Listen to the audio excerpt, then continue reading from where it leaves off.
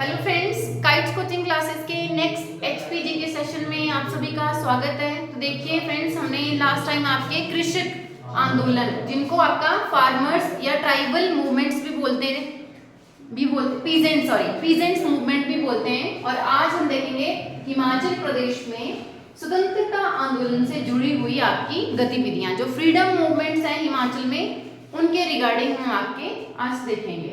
ठीक है, तो देखिए सबसे पहला आपका टॉपिक जो है वो इसमें भारतीय राष्ट्रीय कांग्रेस की स्थापना। तो इंडियन हिस्ट्री में ये काफी बड़ा टॉपिक है। आपने देखा होगा 1885 में आपके उस टाइम पे वाइसरॉय कौन है? डफरिन। ठीक है, बात हो रही है 1885 की। वाइसरॉय है आपके डफरिन। और जो आपकी आईएनसी है, इसकी स्थापना का श्रेय किसको जाता है? AOU।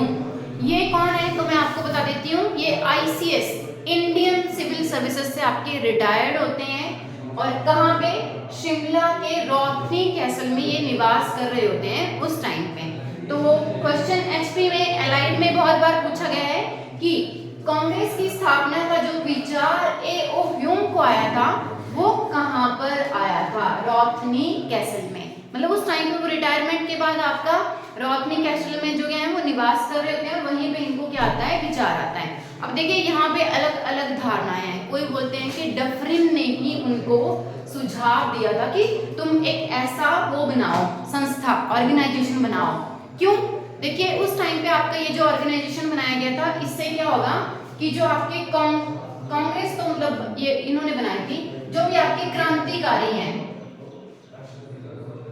रिवॉल्यूशनरीज हैं, उनको ना एक मंच बना के दे दिया, प्लेटफॉर्म बना के दे दिया, ताकि वो क्या कर सकें? वो बिजी रहें आपका किस चीज में? जो बातें हैं, चर्चाएं हैं, डिस्कशंस हैं, ठीक है, उन सब में बिजी रहें। और जो एक्टिविटीज जैसे कैसी रिवॉल्यूशनरीज, बहुत ही आपकी हिंसात्मक टाइप पे आपने देखा होगा, बाद में उभर कर आई थी। रास बिहारी बोस का नाम सुना होगा, चापेकर बंधुओं का नाम सुना है, फिर भगत सिंह। ठीक है, क्योंकि उनको धीरे धीरे क्या हो रहा था, वो अंग्रेजों से भड़क गए थे और क्या कर रहे थे? कभी किसी को मार दे रहे हैं, सॉन्डर्स को मार दिया, कभी किसी की बग्गी उड़ा दी। समझ में आ रहा है? तो इन सभी गतिविधियों से दूर रहें और उनके लिए एक मंच तैयार कर करके जो है उन्होंने दे दिया। तो ये भी आपका यहाँ पे रहता है कि ये डफरिन के ही दिमाग की उपज थी और उन्होंने उनको कहा था कि ऐसा कुछ आप बना करके दो।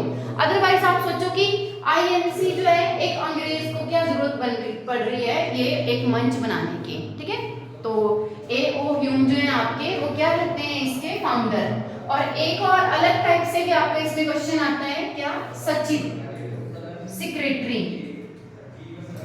ठीक है, अगर आपसे ये पूछा जाए कि आईएनसी के सेक्रेटरी कौन थे, तो उसमें भी आपका नाम क्या रहेगा? AOU। ये क्वेश्चन आपका ऑलरेडी HS में पूछा जा चुका है। इसके अलावा देखो और जानकारी हम आपकी देख लेते हैं। तो देखिए आईएनसी की जो फॉर्मेशन हुई थी आपकी, 72 आपके डेलीगेट्स, मतलब लोग इकट्ठे हुए थे और उन्होंने कहां पे? महाराष्ट्र के बंबई। ठीक है, बंबई। पहले आपका ये कहां पे तय हुआ था? पूना में। वो भी महाराष्ट्र में पड़ता है, बंबई भी महाराष्ट्र में पड़ता है। पहले तय हुआ था कि पूना में होगा, लेकिन बाद में इसको बंबई में शिफ्ट किया गया। क्यों किया गया शिफ्ट? क्योंकि देखिए पूना में आपका प्लेग फैल गया था। प्लेग आपकी एक डिजीज होती है जो कि रोडेंट्स, यानी कि खास तौर पे आपने देखा होगा चूहों के फैलाने से होती है। मैंने ये नहीं बोला कि चूहों के काटने से होती है। ठीक है, चूहे, अगर चूहों ने कुछ खाया हो और उसको आप कंज्यूम कर लो, तो उसकी वजह से भी आपको प्लेग की बीमारी जो है वो हो सकती है। समझ में आ गया? तो बंबई में आपका एक संस्कृत कॉलेज, नाम क्या था? तेजपाल गोकुल संस्कृत कॉलेज। फिर से रिपीट कर रही हूँ, तेजपाल गोकुल संस्कृत कॉलेज, वहां पर ऑर्गेनाइज किया गया था 1885 में। अब यहाँ पे आपका एक और क्वेश्चन बनता है कि इसके पहले अध्यक्ष कौन थे? अध्यक्ष आएंगे आपके WC बनर्जी। ये क्वेश्चन भी आपका बहुत इंपॉर्टेंट है। इसके अलावा देखिए आपके बहुत सारे अधिवेशन जो हैं वो हुए हैं कब तक? 1948 तक, या इसके कुछ बाद के टाइम पे भी हुए हैं। और वो सभी के सभी इंपॉर्टेंट हैं। क्वेश्चंस के क्या बनते हैं, एक तो बता दिया मैंने आपको कि पहले अधिवेशन की अध्यक्षता जो है वो किसने की थी, WC बनर्जी ने। उसके बाद आते हैं आपके कि मुस्लिम अध्यक्षता कौन करने वाले थे, फिर पहली महिला कौन थी, कम एज में करने वाले कौन थे, गांधी जी ने किसमें आपका पार्टिसिपेशन किया है, मतलब अध्यक्षता करी है, ठीक है। एक ही था 1924 वाला कर्नाटक बेलगांव में। फिर बोस के काफी फेमस हैं त्रिपुरा और हरिपुरी सेशन। फिर आपका जब देश आजाद हुआ वो वाला जो अधिवेशन है उसकी अध्यक्षता किसने करी, पट्टाभी सीतारमैया ने। तो ऐसे कुछ क्वेश्चन जो है आपके आईएनसी से बनते हैं।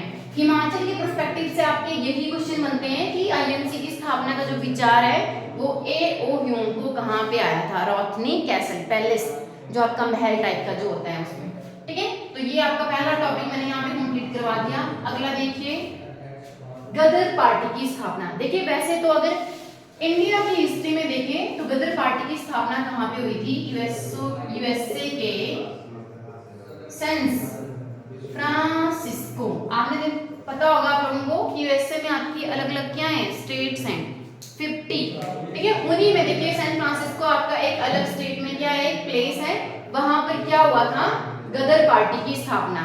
क्यों जरूरत पड़ी, तो बोला कि देश में तो आपकी बहुत सारी रिवॉल्यूशनरीज एक्टिविटीज तो चल ही रही हैं, लेकिन देश के बाहर से भी जो आपके रह रहे हैं इंडियंस, आपको पता है कि पढ़ने के लिए जाते थे, वकालत करने के लिए जाते थे। कुछ लोग तो जैसे जो रिच फैमिलीज को बिलोंग करते थे वो तो बाहर ही आपका निवास करना शुरू कर देते थे, रहना शुरू कर देते थे, ठीक है।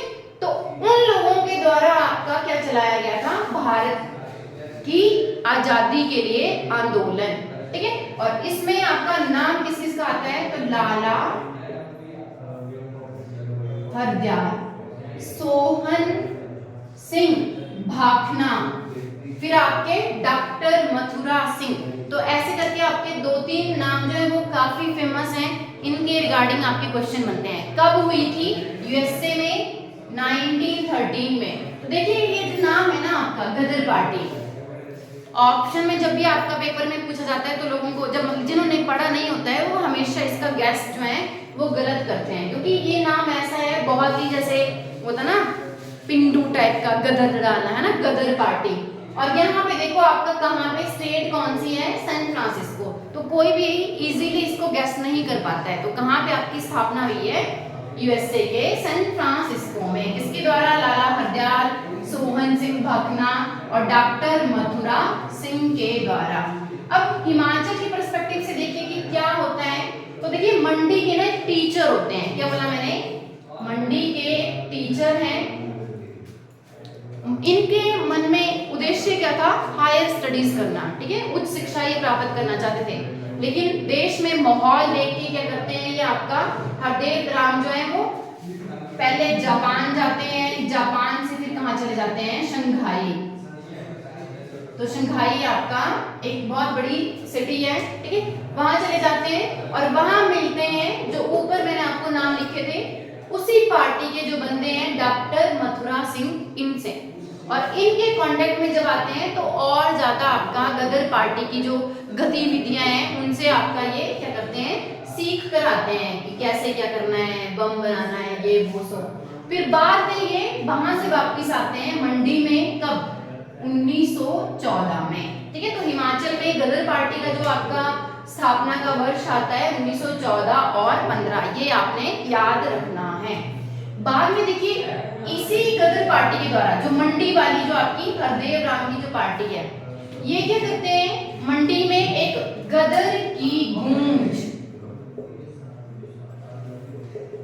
ठीक है, क्या बोला मैंने, गदर की गूंज नाम से एक साहित्य, यानी कि मे भी कोई मैगजीन आपकी शुरुआत करते हैं, कोई पत्रिका शुरुआत करते हैं और उसमें आर्टिकल्स आपके डाले जाते हैं, किसके, गदर पार्टी के कार्यों के। और वहीं से कुछ लोग जो है आपके प्रभावित होते हैं, इंस्पायर होते हैं बहुत सारे, और वो क्या रचते हैं, मंडी षड्यंत्र। तो अगला जो आपका टॉपिक है इसमें देखिए मंडी षड्यंत्र, कौन कौन इसमें आपके भाग लेते हैं मंडी षड्यंत्र में, नाम क्यों ऐसा दिया गया, तो देखिए मंडी की जो रानी है भवानी सेन की पत्नी, मतलब जो आपके रूलर हैं उस टाइम पे भवानी सेन, उनकी पत्नी है ये रानी खैरगड़ी। होता क्या है कि बीच में जो भवानी सेन है वो रानी खैरगढ़ी को देश निकाला दे देते हैं। देश निकाला मतलब कैसा कि रियासत से निकाल देते हैं, और जो खैरगढ़ी है वो इनके संपर्क में आती है और इनकी एक्टिविटी से क्या हो जाती है, प्रभावित हो जाती है। तो ये फाइनेंशियली सपोर्ट करती है गदर पार्टी के सदस्यों को। अब देखिए रानी खैरगढ़ी का नाम भी पूछा जाता है ललिता कुमारी, इनका जो असली नाम है वो ललिता कुमारी है। खैरगढ़ी इनको क्यों बोला गया, क्योंकि ये खैरगढ़ी ना आपकी मे भी कोई छोटा सा रियासत बोल सकते हैं, या जैसे छोटी छोटी आपकी ठकुराइयां टाइप ऑफ जो होती है ना, वहां की ये रानी बिलोंग करती थी, जैसे कि राजकुमारी टाइप में, ठीक है। तो तब इनका नाम पड़ा है रानी खैरगढ़ी। अब देखिए जो आपके मियां जवाहर सिंह, हृदयाराम, इसके अलावा और भी काफी सारे लोग हैं जो इस षड्यंत्र में भाग लेते हैं। षड्यंत्र में होता क्या है, 3 ऑब्जेक्टिव है। क्या ऑब्जेक्टिव क्या है इसमें आपके 3? सबसे पहले तो बोला नाग चला डकैती, आपने मंडी में ये नाम काफी बार सुना होगा, ठीक है। नाग चला में डकैती करनी है, जो आपका सरकारी खजाना है किसका, उस टाइम पे देखिए ब्रिटिशर्स के सुपरिंटेंडेंट वगैरह जो होते हैं वो क्या करते थे, प्रशासन करते थे राजाओं के साथ मिल करके, ठीक है। तो एक तो हो गया कि राजा का सरकारी जो खजाना है वो लूटना है, और बोला कि जो वजीर है और एक आपका अधिकारी है, कौन, ब्रिटिश अधिकारी, उनको मारना है, और एक आपका ब्यास नदी, ठीक है, पता है आपको मंडी में मेनली जो आपकी नदी बहती है ब्यास, उसके ऊपर एक पुल बना हुआ है, वो उड़ाना है। उड़ाना क्यों है, ताकि जो आपके ब्रिटिशर्स हैं उनका आना जाना जो है वो आपका बाधित किया जा सके। तो 3 ऑब्जेक्टिव थे, क्या क्या बताए मैंने, एक तो आपको नागचला डकैती क्या करना है, सरकारी खजाना लूटना है, फिर आपका एक वजीर है उस टाइम पे वो मारना है, और ब्रिटिश अधिकारी, क्योंकि वही आपका क्या चला रहे हैं, वहां पे शासन चला रहे हैं, और तीसरा था ब्यास नदी के ऊपर जो पुल बना हुआ है वो उड़ाना है। अब इन 3 उद्देश्यों में से सिर्फ एक में वो सफल हो पाते हैं, वो कौन सा है, नाग चला डकैती, बाकी दोनों उनके फेल हो जाते हैं। फेल तो होते ही हैं, साथ में देखिए बीच में होते हैं ना, घर का भेदी लंका ढाए, कुछ बंदे क्या कर देते हैं, ब्रिटिशर्स को उनकी जानकारी दे देते हैं, और यहाँ पे ये जो आपके बंदे हैं इस गदर पार्टी के जो शामिल हैं, ये क्या करते हैं, इनको पकड़ दिया जाता है अलग अलग, और जो हरदेव हैं वो भाग कर निकल जाते हैं कहाँ पे, गढ़वाल, ठीक है। क्या बोला मैंने, हरदेव राम जो है वो भाग करके कहाँ चल जाते हैं, गढ़वाल, और वहां पे थोड़ा आपका साधु वाला वेश बना लेते हैं, और नाम भी अपना चेंज कर लेते हैं। नाम क्या रख लेते हैं वहां पे अपना, स्वामी कृष्णानंद,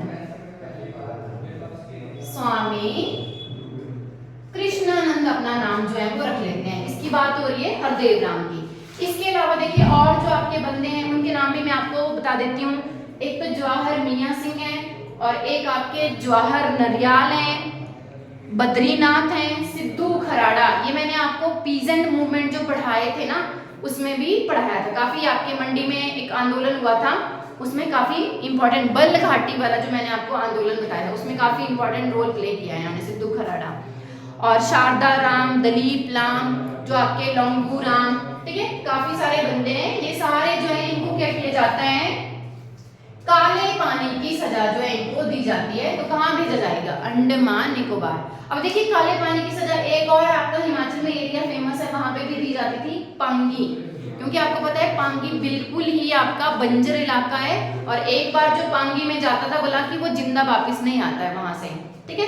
वापस क्यों नहीं आते, क्योंकि ऐसा बंजर एरिया है, सुविधाएं बहुत कम है, तो वहां उसके लिए भी काले पानी की सजा बोला गया। और जो अंडमान निकोबार में आपकी सेलुलर जेल थी उसके लिए भी क्या बोला गया, काले पानी की सजा। तो बहुत सारे आपके, अब कुछ टाइम के लिए जो आंदोलन है आपका वो शांत हो जाता है, क्योंकि बात हो रही है 1914 और 15 की, तो कुछ टाइम के लिए आंदोलन शांत हो जाता है, फिर दोबारा बोला 1916 में,